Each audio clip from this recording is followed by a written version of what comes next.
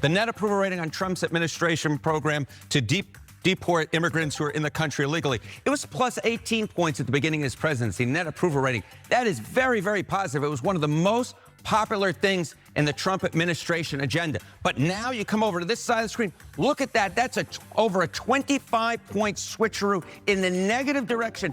We, as law enforcement community, have been receiving endless complaints about civil rights violations in our streets from U.S. citizens. All right, folks, buckle up, because today we're diving headfirst into a story that should chill you to your bones. We've got police chiefs, actual law enforcement, blowing the whistle on Trump's ICE. And what they're revealing isn't just disturbing, it's a full-blown authoritarian nightmare. If you thought federal agents only targeted immigrants, think again. They're going after our own cops. This isn't just about immigration anymore. It's about unchecked power, racially profiling, and a government agency run wild. We're going to break down these jaw-dropping moments and expose the rot at the core of this administration's immigration policies. Let's get into it. What we're hearing is they're being stopped in traffic stops or on the street with no cause and being forced to demand paperwork to determine if they are here legally. As this went on over the past 2 weeks, we started hearing from our police officers the same complaints as they fell victim to this while off duty. Every one of these individuals is a person of color who has had this happen to them. Well, you just heard from Brooklyn Park, Minnesota Police Chief Mark Burley, who detailed that ICE is not only abusing ordinary American citizens or those suspected of being in the country illegally. It turns out ICE agents are also racially profiling and harassing actual sworn officers, police officers in Minnesota. Now, it is important to hear more from Burley and what he had to say about the experiences that deputies have had with ICE agents on the ground in Minneapolis and Minnesota in general. Because make no mistake about it, you will hear over and over again from defenders of the Trump administration or those who are, very concerned about carrying out immigration enforcement, raids, that no, this isn't happening. Everything is normal. Everything is above, above any possible criminality or illegality. You don't have to worry about anything. ICE is just trying to do their jobs. But you know what? Not according to, again, Brooklyn Park, Minnesota Police Chief Mark Burley. Let's hear more from what he had to say. Whoa, hold on a minute. Did you just hear that? ICE agents, the federal government's muscle, are racially profiling actual sworn police officers? Let that sink in for a moment. These aren't just random people on the street. These are people with badges who are literally part of the law enforcement community. This is peak irony, isn't it? The same folks who supposedly back the blue are letting their federal agents harass and racially profile local police? It's like a snake eating its own tail, except the snake is wearing tactical gear and demanding your papers. If they're comfortable doing this to uniformed officers, imagine the absolute terror they're inflicting on ordinary citizens who don't have any privileges of a badge to fall back on. This isn't about enforcing laws. It's about projecting power, intimidating communities, and let's be blunt here, racially profiling. It's a classic authoritarian move. Create another, then expand the definition of that other until it includes anyone who doesn't fit a specific narrow mold. The fact that local police chiefs are having to speak out against a federal agency shows just how far off the rails things have gone. This isn't a bug in the system. It's a feature of a deeply flawed xenophobic agenda. It's a chilling reminder that when you give unchecked power, it will inevitably turn on everyone, even those it's supposedly supposed to protect. In Brooklyn Park, one particular officer that shared her story with me was stopped as she passed ICE going down the roadway. When they boxed her in, they demanded her paperwork, of which she's a U.S. citizen and clearly would not have any paperwork. When she became concerned about the rhetoric and the way she was being treated, she pulled out her phone. In an attempt to record the incident, the phone was knocked out of her hands, prevented her from recording it. The officer had their guns drawn during this interaction. And after the officer became so concerned, they were forced to identify themselves as a Brooklyn Park police officer in hopes of slowing the incident and de-escalating the incident down.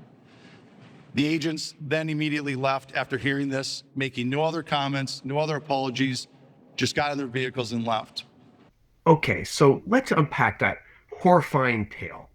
An off-duty officer, a person of color, gets boxed in by ICE, has her phone knocked out of her hand when she tries to record, and then they have their guns drawn? This isn't just a traffic stop.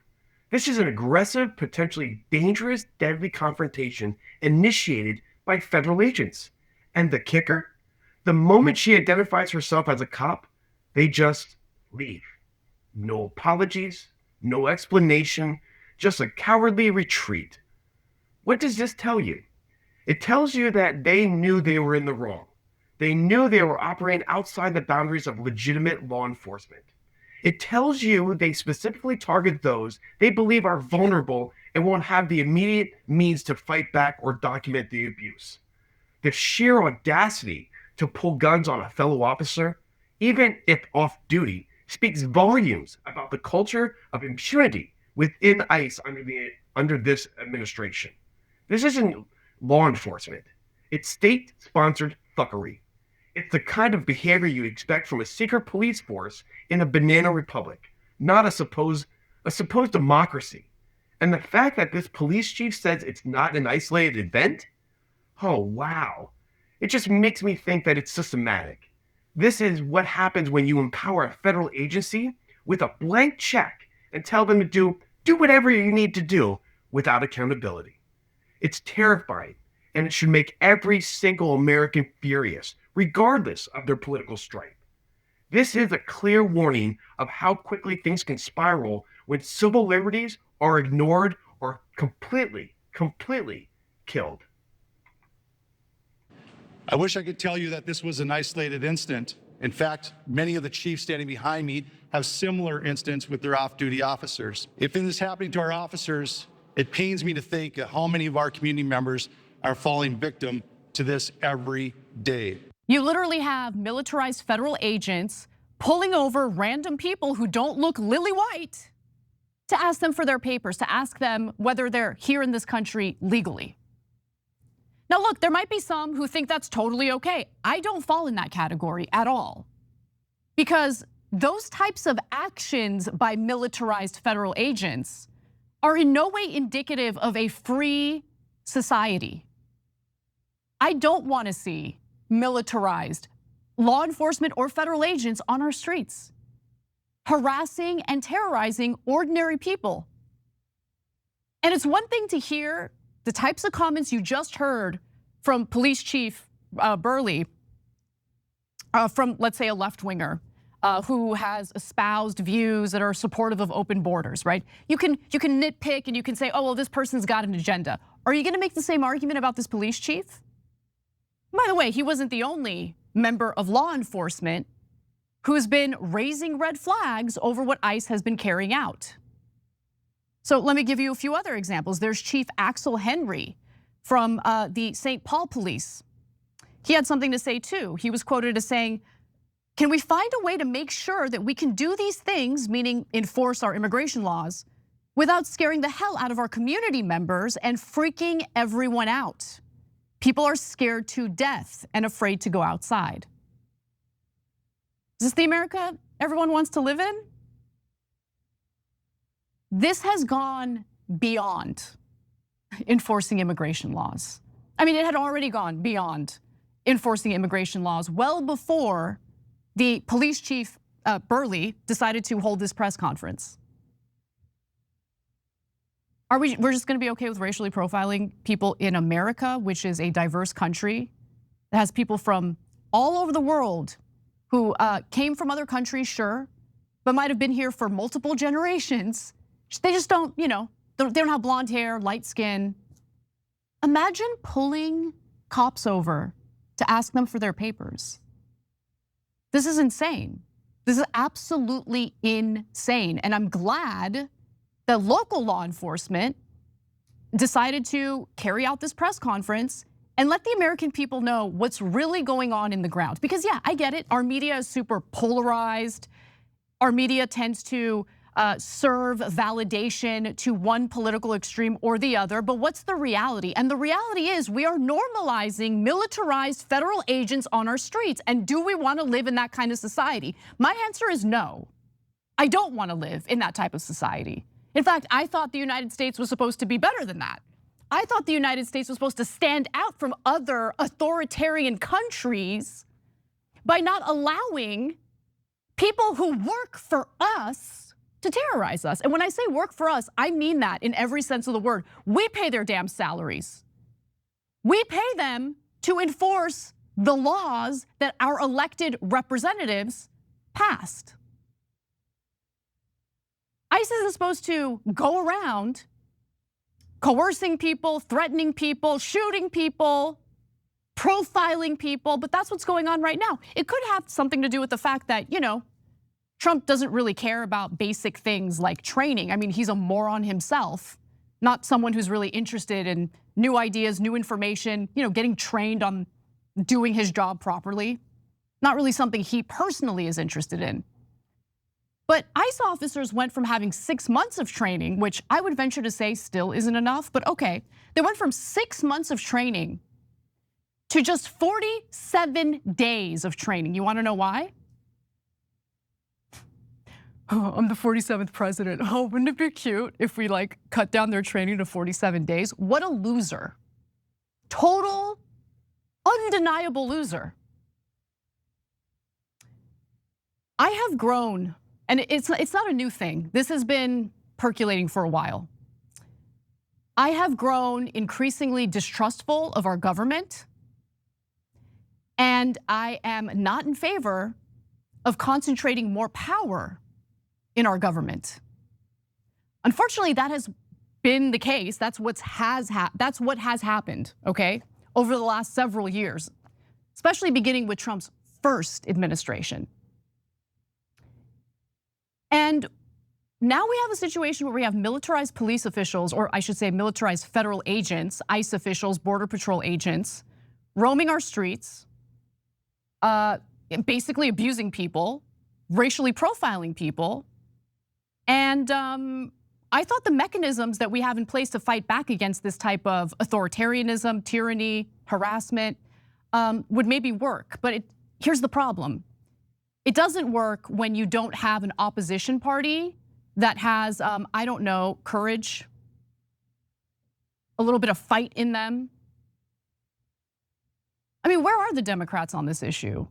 Other than tweeting about it, other than whining about it, other than putting statements out about it, which by the way, us American citizens can just do ourselves. We don't need to elect someone to do that for us. But they haven't done much other than that.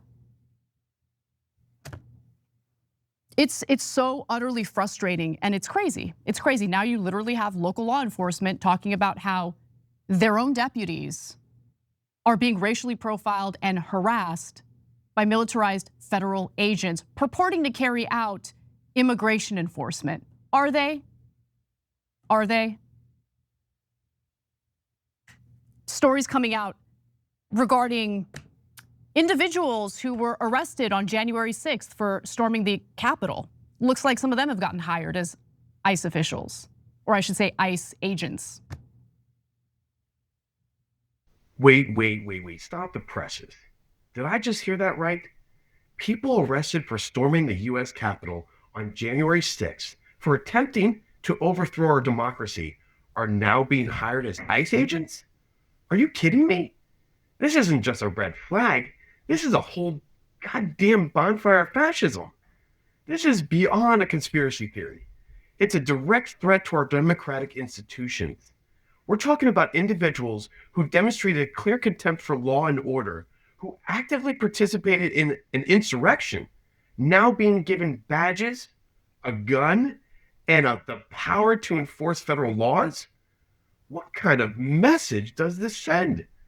It screams that extremism is not just tolerated, but rewarded within certain government agencies. This isn't just about immigration enforcement anymore. It's about the infiltration of our federal agencies by anti-democratic forces.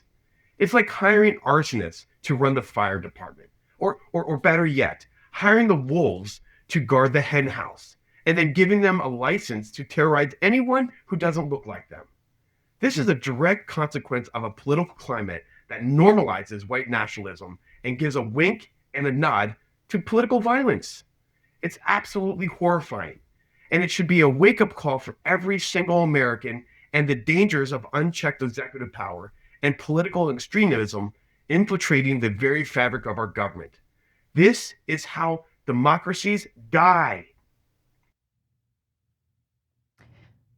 This is absolutely crazy. So this is also hurting the Republicans politically, because I know these piece of crap, cowardly politicians who might actually have an issue with what the Trump administration is doing but aren't saying a damn thing about it, they'll only be moved to action if maybe they're starting to lose support among Republican voters. And it looks like, I mean, when it comes to independent voters, Trump is done, totally lost that coalition that he built in order to win the popular vote.